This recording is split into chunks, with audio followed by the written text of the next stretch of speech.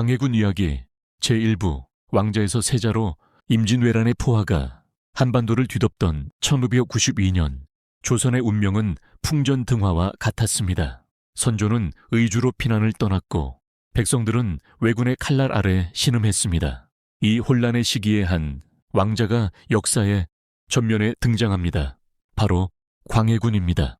광해군은 1775년 선조의 둘째 아들로 태어났습니다. 그의 어머니 공빈 김씨는 후궁 출신이었기에 왕자로 태어났지만 왕위 계승과는 거리가 먼 삶을 살 운명이었습니다. 당시 적장자 계승이 원칙이었던 조선에서 서자 출신 왕자가 왕이 된다는 것은 상상하기 어려운 일이었습니다. 그러나 전쟁은 모든 것을 바꾸어 놓았습니다. 임진왜란이 발발하자 선조는 급히 한양을 떠났고 누군가는 남아서 민심을 수습하고 의병을 규합해야 했습니다. 선조는 18살에 광해군을 분조 판저의 책임자로 임명했습니다. 이것은 광해군에게 주어진 시험이자 기회였습니다. 젊은 왕자는 전쟁터를 누비며 의병장들을 만나고 백성들을 위로하며 군량을 모았습니다. 그는 말 위에서 자고 적진 가까운 곳에서 밤을 지사하며 전쟁을 지휘했습니다. 백성들은 피난길에 오른 임금 대신 전장에서 그들과 함께하는 왕자를 보았습니다. 저것이 진정한 임금의 모습이다 라는 소문이 퍼져나갔습니다. 광해군의 활약은 눈부셨습니다. 그는 곽재우, 김덕령 같은 의병장들과 교류하며 민간의 저항력을 조직했고 명나라 원군과의 협상에도 참여했습니다. 전쟁 중에도 그는 학문을 게을리하지 않았고 신하들과 정사를 논하며 군주로서의 자질을 닦아갔습니다. 7년간의 전쟁 동안 그가 보여준 리더십은 조정의 신하들과 백성들 모두에게 깊은 인상을 남겼습니다. 1694년 선조는 광해군을 세자로 책봉했습니다. 이는 매우 이례적인 결정이었습니다. 서자를 세자로 삼는 것도 파격이었지만 더 큰 문제가 있었습니다. 선조에게는 적자가 없었지만 인목대비가 들어오면서 상황이 복잡해질 가능성이 있었던 것입니다. 그러나 전쟁의 위급함과 광해군의 공로 앞에서 신하들은 그의 세자 책봉에 동의했습니다. 세자가 된 후에도 광해군의 시련은 계속되었습니다.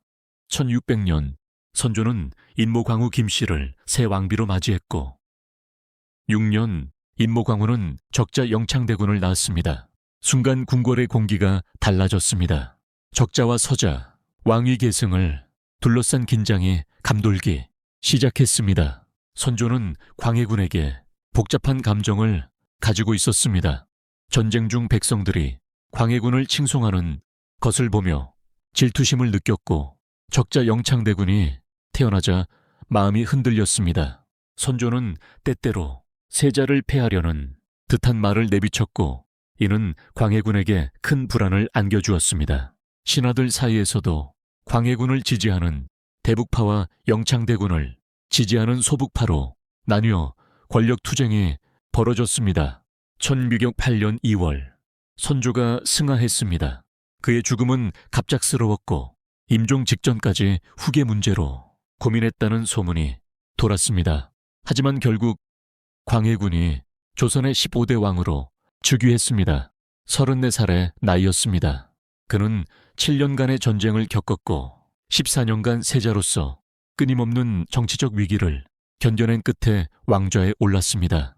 그러나 왕위에 오른 순간부터 광해군은 알고 있었습니다. 그의 왕권은 견고하지 않다는 것을, 적자가 아니라는 꼬리표가 그를 평생 따라다닐 것이라는 것을 말입니다. 제2부 개혁군주의 꿈. 왕위에 오른 광해군이 가장 먼저 마주한 것은 전쟁으로 폐허가 된 나라였습니다. 임진왜란은 조선의 국토를 초토화시켰고 인구는 급감했으며 경제는 붕괴 직전이었습니다. 전국의 토지대장과 호적이 불타버렸고 세금을 거둘 체계조차 무너진 상태였습니다. 광해군은 이 잿더미 위에서 나라를 다시 세워야 했습니다. 광해군의 첫 번째 과업은 전후 복구였습니다. 그는 즉위하자마자 내동법 다통파에 확대 실시를 추진했습니다. 대동법은 기존의 복잡한 공납 제도를 쌀로 통일하여 납부하게 하는 획기적인 개혁이었습니다. 이전까지 백성들은 각 지역의 특산물을 바쳐야 했는데 이 과정에서 중간 관리들의 부정부패가 심했고 없는 물건을 구하기 위해 막대한 비용을 지불해야 했습니다. 대동법은 이러한 폐단을 없애고 백성의 부담을 줄이는 제도였습니다. 경기도에서 시범적으로 시행되던 대동법을 광해군은 강원도와 충청도로 확대했습니다. 기득권을 가진 양반들의 거센 반발이 있었지만 그는 백성의 삶을 개선하는 것이 나라를 재건하는 첫걸음이라고 믿었습니다. 백성이 있어야 나라가 있다는 것, 이 그의 지론이었습니다. 두 번째로 광해군은 토지와 호적을 정비하는 대역사를 시작했습니다. 전쟁으로 소실된 양전 량티엔과 호적 후지 작업을 전국적으로 실시했습니다. 이는 단순한 행정 작업이 아니었습니다. 전쟁 중 많은 양반들이 토지를 불법으로 차지했고 백성들은 세금을 피하기 위해 호적에서 빠져나갔습니다. 양전과 호적 정비는 이러한 혼란을 바로잡고 공평한 세금, 징수, 체계를 만드는 작업이었습니다. 세 번째 큰 과업은 궁궐 재건이었습니다. 임진왜란으로 경복궁을 비롯한 한양의 주요 궁궐들이 모두 불타버렸습니다. 광해군은 조선 왕조의 정통성을 회복하고 국가의 위엄을 세기 위해 궁궐 재건에 착수했습니다. 그는 창덕궁과 창경궁을 재건하고 인경궁을 새로 지었습니다. 하지만 이 궁궐 재건 사업은 광해군에게 큰 정치적 부담이 되었습니다. 전쟁으로 피폐해진 백성들에게 궁궐 공사는 또 다른 고통이었습니다. 수많은 백성들이 부역에 동원되었고 막대한 재정이 투입되었습니다. 신하들은 전쟁에 상처가 채 아물기도 전에 백성들을 또다시 고통스럽게 한다며 비판했습니다. 광해군은 이러한 비판을 알고 있었지만 왕조의 권위와 국가의 체면을 위해서는 필요한 일이라고 판단했습니다. 광해군의 가장 빛나는 업적은 외교 정책이었습니다. 그가 왕위에 오를 무렵 동아시아의 정세는 급격히 변하고 있었습니다. 만주에서 누르하치가 이끄는 여진족이 후금호진을 세우고 세력을 확장하고 있었고 명나라는 쇠퇴의 길을 걷고 있었습니다. 조선은 두 거대한 세력 사이에 끼어 있었습니다. 천립기 18년 후금이 명나라를 공격하자 명나라는 조선에 원군을 요청했습니다. 조선으로서는 난처한 상황이었습니다. 명나라는 임진왜란 때 조선을 도와준 은혜의 나라였지만 이제 쇠락해가고 있었습니다. 반면 후금은 떠오르는 신흥 강국이었습니다. 잘못된 선택은 나라의 존망을 좌우할 수 있었습니다. 광해군은 놀라운 균형 외교를 펼쳤습니다. 명나라의 요구를 완전히 거부할 수는 없었기에 강홍립을 장수로 하여 1만 3천 명의 군사를 파병했습니다. 그러나 그는 강홍립에게 비밀 지시를 내렸습니다. 사우도에 이기지 말라. 형세를 보아 행동하라. 실제로 강홍립은 전투에서 후금에 투항했고 조선군의 대부분은 무사히 돌아올 수 있었습니다. 동시에 광해군은 후금과도 비밀리에 외교 채널을 유지했습니다. 그는 후금의 사신을 보내 우호적인 관계를 유지하려 했습니다. 이는 매우 위험한 줄타기였습니다. 명나라를 섬기는 것이 당연시되던 시대에 후금과 교류한다는 것은 맴영베이밍, 즉 명나라를 배신하는 행위로 여겨질 수 있었습니다. 광해군의 이러한 중립외교, 신리외교는 당시로서는 파격적이었습니다. 많은 신하들, 특히 서인들은 이리를 저버리고 오랑캐와 내통한다며 맹렬히 비판했습니다. 하지만 광해군은 흔들리지 않았습니다. 그는 이념보다 현실을, 명분보다 실리를 택했습니다. 백성을 살리는 것이 가장 큰 의리라는 것이 그의 신념이었습니다. 그의 판단은 옳았습니다. 그가 왕위에서 쫓겨난 후 즉위한 인조는 친명배금, 친밍파해진 정책을 펼쳤고 그 결과는 참혹한 병자호란이었습니다. 만약 광해군이 계속 왕위에 있었다면 삼전도의 굴욕은 없었을지도 모릅니다. 광해군은 또한 의료제도 개선에도 힘썼습니다. 허준의 동의보감 편찬을 적극 지원했고 이 책은 참이 23년에 완성되어 조선의학의 금자탑이 되었습니다. 제3부 권력의 그늘. 광해군의 치세에는 빚만 있었던 것이 아닙니다.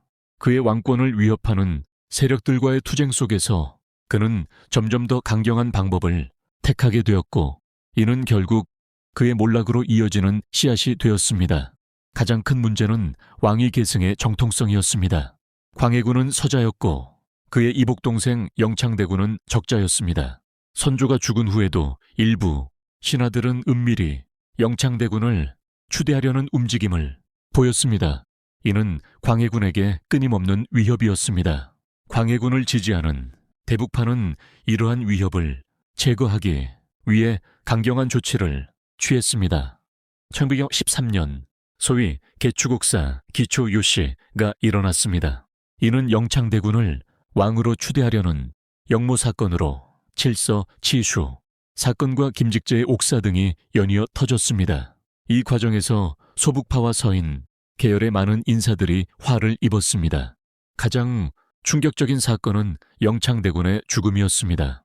1914년 겨우 8살이었던 영창대군이 강화도로 유배되었다가 의문의 죽음을 맞이했습니다. 공식 기록에는 병사로 되어 있지만 온돌방의 불을 지나치게 때워 죽게 했다는 소문이 퍼졌습니다. 어린 왕자의 죽음은 백성들에게 큰 충격을 주었고 광해군의 이미지에 지울 수 없는 오점을 남겼습니다. 1918년에는 더욱 끔찍한 일이 벌어졌습니다. 임목대비가 폐위된 것입니다. 영창대군의 생모이자 선조의 계비였던 임목대비는 광해군에게는 정치적 위협이었습니다. 대북파는 임목대비가 영모에 연루되었다는 죄목으로 그녀를 서궁에 유폐시켰습니다. 어머니를 폐위한다는 것은 조선사회에서 상상할 수 없는 일이었습니다. 유교 국가에서 효는 모든 덕의 근본이었기 때문입니다. 이러한 사건들을 광해군이 직접 명령했는지는 불분명합니다. 많은 역사학자들은 이것이 대북파, 특히 이이첨 등 강경파의 주도로 이루어졌고 광해군은 이를 묵인하거나 소극적으로 동의했을 것으로 봅니다. 하지만 결과적으로 모든 책임은 왕인 광해군에게 돌아갔습니다. 광해군은 왜 이러한 일들을 막지 못했을까요? 여러 해석이 가능합니다. 첫째, 그는 진심으로 자신의 왕권이 위협받는다고 느꼈을 것입니다. 서자라는 태생적 약점은 항상 그를 불안하게 만들었고 영창대군과 임목대비의 존재는 그 불안을 현실로 만들 수 있는 요소였습니다. 둘째, 대북파에 대한 의존도가 높았습니다. 광해군은 세자 시절부터 대북파의 지지를 받아 왕위에 올랐습니다. 이들은 그의 가장 충실한 지지 세력이었고 이들 없이는 왕권을 유지하기 어려웠습니다. 대북파의 과격한 행동을 제어하지 못한 것은 이러한 정치적 현실 때문이었을 것입니다. 셋째, 권력의 냉혹한 논리가 있었습니다. 광해군은 임진왜란을 겪으며 현실주의자가 되었습니다. 외교에서 명분보다 실리를 택한 것처럼 내치에서도 왕권의 안정이 최우선이라고 판단했을 수 있습니다. 냉정하게 보면 어린 영창대군을 살려두는 것은 미래에 불씨를 남기는 것이었고 임목대비를 그대로 두는 것은 정치적 위험을 방치하는 것이었습니다. 하지만 이러한 강경 조치는 광해군에게 큰 대가를 치르게 했습니다. 백성들 사이에서 그의 이미지가 나빠졌고 신하들 사이에서도 불만이 쌓여갔습니다. 특히 서인들은 광해군과 대북파에 대한 깊은 적개심을 품게 되었습니다. 동시에 광해군 치세 후반으로 갈수록 정치는 점점 경직되었습니다. 대북파가 권력을 독점하면서 다른 목소리는 점점 작아졌습니다. 이이첨을 비롯한 대북파, 강경파는 반대 세력을 무자비하게 숙청했고 언론은 위축되었습니다. 광해군이 추진했던 개혁들도 이러한 정치적 경직 속에서 추진력을 잃어갔습니다. 백성들의 불만도 쌓여갔습니다. 궁궐 건설로 인한 부역과 세금 부담, 계속되는 흉년, 관리들의 부패 등이 겹치면서 민심은 흉흉해졌습니다. 광해군의 개혁 정책들, 특히 대동법은 장기적으로는 백성에게 이로웠지만 단기적으로는 새로운 제도에 대한 혼란과 저항을 불러일으켰습니다. 23년 마침내 폭풍이 몰아쳤습니다. 서인들은 능양군 인조를 추대하며 반정을 일으켰습니다. 그들이 내세운 명분은 분명했습니다.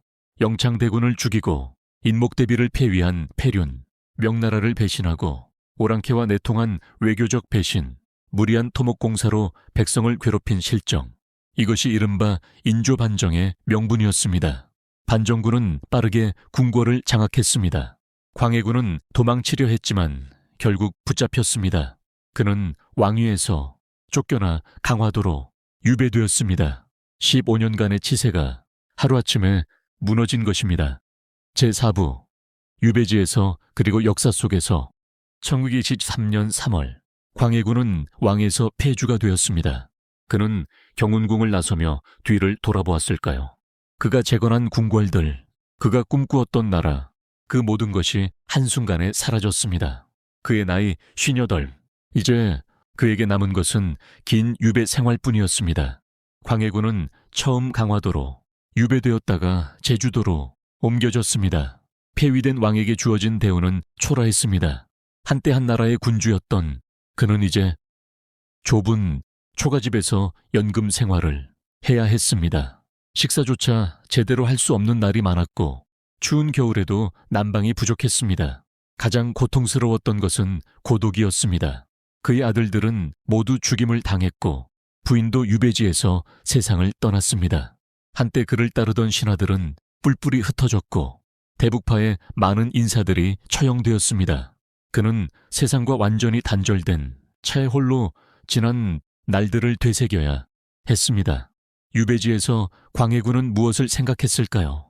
그는 자신의 선택들을 후회했을까요?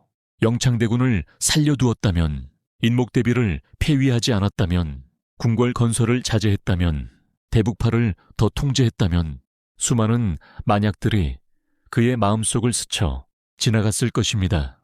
하지만 그의 외교 정책에 대해서는 후회하지 않았을지도 모릅니다. 왜냐하면 그가 쫓겨난 지 불과 4년 후인 1627년 정묘호란이 일어났고 참일 36년에는 병자호란이 발발했기 때문입니다. 그가 그토록 경계했던 일이 현실이 된 것입니다. 인조는 삼전도에서 청태종에게 309 고두례를 행하며 굴욕을 당했습니다. 만약 광해군의 균형 외교가 계속되었다면 이러한 참화는 피할 수 있었을지도 모릅니다. 광해군은 1년 제주도 유배지에서 67세에 나이로 생을 마감했습니다. 왕위에서 쫓겨난 지 18년 만이었습니다. 그의 죽음은 조용했습니다. 한때 나라의 운명을 손에 쥐었던 왕이었지만 그의 죽음을 애도하는 이는 거의 없었습니다. 그는 광해군 광하이준이라는 군준, 칭호로만 불렸고 정식 묘호조차 받지 못했습니다. 광해군 사후, 그에 대한 평가는 오랫동안 부정적이었습니다.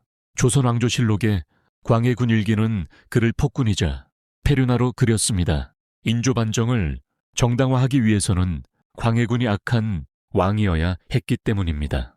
유교적 명분론에 충실했던 조선시대 내내 그는 실정한 폐주로 기억되었습니다. 그러나 20세기에 들어서면서 광해군에 대한 재평가가 시작되었습니다. 역사학자들은 실록을 꼼꼼히 분석하면서 광해군의 업적들을 재발견했습니다. 그의 전후 복구 정책, 대동법 확대, 토지와 호적 정비 등은 당시로서는 매우 진보적인 개혁이었습니다. 특히 그의 외교 정책은 높이 평가받게 되었습니다. 명분보다 실리를, 이념보다 현실을 택한 그의 실용주의적 외교는 4세기가 지난 지금 봐도 탁월한 것이었습니다. 만약 그의 중립외교가 계속되었다면 조선의 역사는 달라졌을 것이라는 평가가 나옵니다. 현대의 학자들은 광해군을 비운의 개혁군주로 평가합니다. 그는 시대를 앞서간 현실주의자였지만 그가 살던 시대는 아직 그를 받아들일 준비가 되어 있지 않았습니다. 명분과 의리를 무엇보다 중시하던 유교 사회에서 그의 실용주의는 배신으로 비춰졌습니다. 물론 그에 대한 비판도 여전히 유효합니다. 영창대군의 죽음과 인목대비 폐위는 어떤 정치적 논리로도 정당화하기 어려운 일입니다. 대북파의 전횡을 제어하지 못한 것, 정치적 숙청이 과도했던 것도 지도자로서의 한계였습니다. 광해군의 삶은 권력의 역설을 보여줍니다. 그는 권력을 지키기 위해 점점 더 강경해졌고 그 강경함이 결국 그의 권력을 무너뜨렸습니다. 그는 현명, 한 정책을 펼쳤지만 정치적 기반을 다지는 데는 실패했습니다. 개혁은 있었지만 개혁을 뒷받침할 폭넓은 지지는 없었습니다. 광해군의 이야기는 오늘날에도 많은 것을 시사합니다. 그는 이상과 현실 사이에서 명분과 실리 사이에서 끊임없이 선택해야 했던 지도자였습니다. 그의 선택들은 때로 옳았고 때로 틀렸지만 그 모든 선택의 순간에 그는 나라와 백성을 생각했습니다. 2000년대 들어 광해군은 대중문화에서도 재조명받기 시작했습니다. 영화 광해, 왕이 된 남자는 그를 백성을 사랑하는 개혁군주로 그려 큰 인기를 얻었습니다. 물론 이는 역사적 사실과는 거리가 있는 재해석이지만 적어도 광해군이 더 이상 단순한 폭군이 아니라 복합적인 인물로 받아들여지고 있음을 보여줍니다. 역사의 아이러니는 광해군이 가장 두려워했던 일이 그가 쫓겨난 후 실제로 일어났다는 것입니다. 병자호란의 참화, 삼전도의 굴욕은 그의 외교 정책이 얼마나 현명했는지를 역설적으로 증명했습니다. 그러나 역사의 가정은 없습니다. 광해군은 이미 유배지에 있었고 조선은 그가 경고했던 비극을 온몸으로 겪어야 했습니다. 광해군의 무덤은 경기도 남양주에 있습니다. 광해군묘라는 소박한 이름으로 불리는 이곳은 다른 왕릉들에 비해 초라합니다. 왕으로 인정받지 못했기에 능링이 아닌 묘무로만 불립니다. 하지만 해마다 그의 무덤을 찾는 사람들이 있습니다. 역사학자들, 학생들, 그리고 그의 삶에 공감하는 보통 사람들입니다. 광해군은 완벽한 왕은 아니었습니다. 그는 실수를 했고 때로 잔혹했으며 권력의 유혹에서 자유롭지 못했습니다. 하지만 그는 또한 나라를 재건하기 위해 노력했고 백성의 부담을 줄이려 했으며 전쟁을 피하기 위해 지혜를 짜냈습니다. 그는 이상주의자가 아닌 현실주의자였고 그것이 그의 강점이자 약점이었습니다.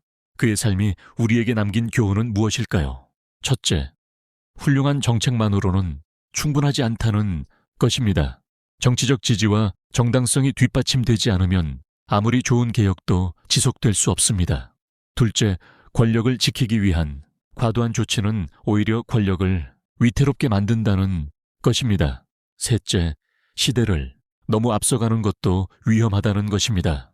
광해군의 현실주의 외교는 옳았지만 그 시대 사람들은 아직 받아들일 준비가 되어 있지 않았습니다. 광해군, 광해광하이라는 그의 이름은 빛나는 바다를 의미합니다. 그러나 그의 삶은 빛나는 바다보다는 폭풍 우치는 바다에 가까웠습니다. 그는 그 폭풍 속에서 배를 지키려 애썼지만 결국 자신이 배에서 내쫓기고 말았습니다. 오늘날 우리는 광해군을 어떻게 기억해야 할까요? 그를 성군으로 미화할 필요도 없고 폭군으로 단죄할 필요도 없습니다. 그는 한 인간이었고 한 시대를 살았던 지도자였습니다. 그의 업적은 인정받아야 하고 그의 과오는 기억되어야 합니다. 그리고 무엇보다 그의 삶 전체가 역사의 교훈으로 남아야 합니다. 광해군의 이야기는 끝났지만 그에 대한 평가는 계속됩니다. 역사는 살아있고 매 시대마다 과거를 다시 읽습니다. 어쩌면 앞으로 또 다른 세대가 광해군을 다르게 평가할지도 모릅니다. 그것이 역사의 힘이고 우리가 과거를 공부하는 이유입니다. 제주도 어느 초가집에서 쓸쓸히 생을 마감한 한 노인은 마지막 순간 무엇을 생각했을까요? 전쟁터를 누비던 젊은 날의 패기, 왕좌에 앉아 나라를 경영하던 시절의 포부, 아니면 돌이킬 수 없는 선택들에 대한 후회였을까요? 우리는 알 수 없습니다. 다만 그의 삶이 우리에게 남긴 질문들은 여전히 유효합니다. 리더십이란 무엇인가? 명분과 실리 중 무엇을 택해야 하는가? 권력을 지키기 위해 어디까지 갈 수 있는가? 개혁을 위해서는 무엇이 필요한가? 이러한 질문들은 광해군의 시대에도 중요했고 지금도 중요하며 앞으로도 중요할 것입니다. 광해군은 왕좌를 잃었지만 역사 속에서는 다시 살아났습니다. 그는 더 이상 단순히 폐위된 왕이 아니라 재평가받는 군주입니다. 그의 무덤 앞에 서면 우리는 역사의 복잡함과 인간의 한계를 동시에 느낍니다. 그리고 그것이 역사를 배우는 진정한 의미일 것입니다. 광해, 빛나는 바다, 그의 삶은 빛과 그림자가 교차하는 드라마였습니다. 그 드라마는 끝났지만 그가 남긴 유산과 질문들은 여전히 우리 곁에 있습니다.